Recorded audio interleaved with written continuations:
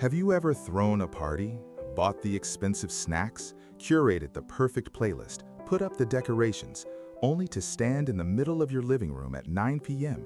realizing no one is coming? That pit in your stomach, that feeling of screaming into the void, is exactly how so many of us feel about our creative work. We toil in secret, waiting until a project is perfect to hit publish, and then we sit back and wait for applause that never comes. But what if the reason the world is ignoring you isn't because you aren't talented enough? What if it's simply because you've been hiding the most interesting part of the process? Welcome to The Last Read. I'm your host, and today we are summarizing the antidote to the starving artist syndrome, Austin Kleon's transformational book, Show Your Work. If you are tired of the choice between being an invisible genius or a shameless self-promoter, this episode is for you. Let's start by dismantling a myth that holds most of us back, the myth of the lone genius.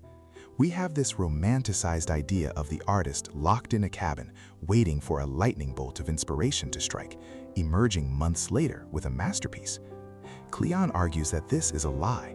Creativity isn't about a single mind in isolation. It's about what Brian Eno called scenius, the communal intelligence of a whole scene. To find your scene, you have to stop trying to be an expert and start embracing the amateur. Now, in our professional lives, amateur is usually an insult, but the word comes from the Latin amator, meaning lover. An amateur is an enthusiast who pursues work for the love of it, not just the fame. And here is the secret: the amateur has the advantage.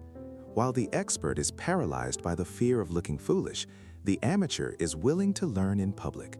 They share their failures, their questions, and their messy first drafts. This brings us to the core strategy of the book: documenting the mess. In the digital age, audiences are obsessed with the behind the scenes. Think about how much we love cooking shows. We don't just want to eat the meal, we want to see the chopping, the heat, and the struggle in the kitchen. Kleon suggests you treat your work the same way. He introduces the economic concept of stock and flow. Stock is your durable work, the finished book, the final product. Flow is the daily feed, the sketches, the research, the status updates.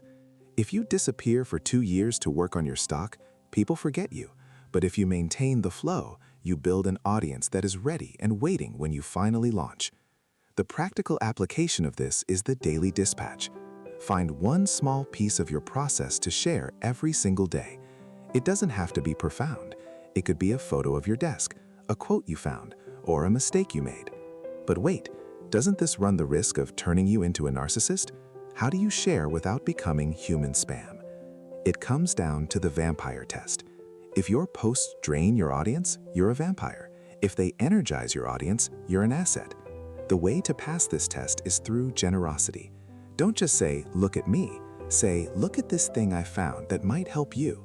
Kleon urges us to teach what you know. There is a fear that sharing your trade secrets creates competition. In reality, it creates connection. Think of the mechanic on YouTube showing you how to fix an engine.